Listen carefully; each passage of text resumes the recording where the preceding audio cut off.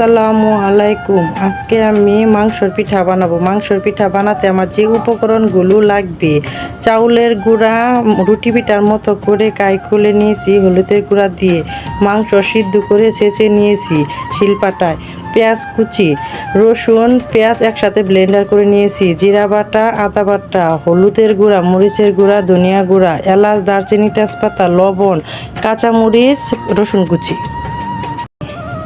পেঁয়াজগুলো ভেজে নিব হালকা করে।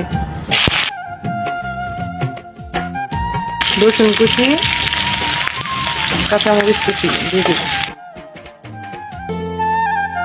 পেঁয়াজ আমার ভাজা হয়ে গেছে। এখন আমি পেঁয়াজ নামিয়ে মাংস কষিয়ে তারপর আবার পেঁয়াজ ঢেলে দেবো মাংস।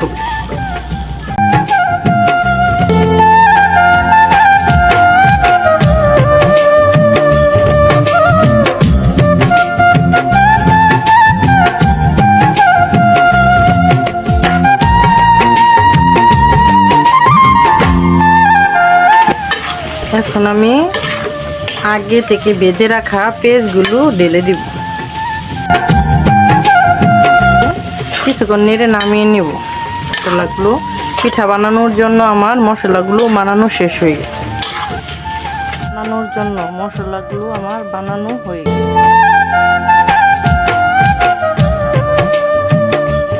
জন্য এখন আমি রুটি বানিয়ে নেব।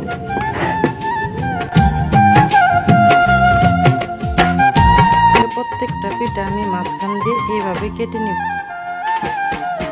পিঠাগুলো বানিয়ে তেলে ভেজে নেব।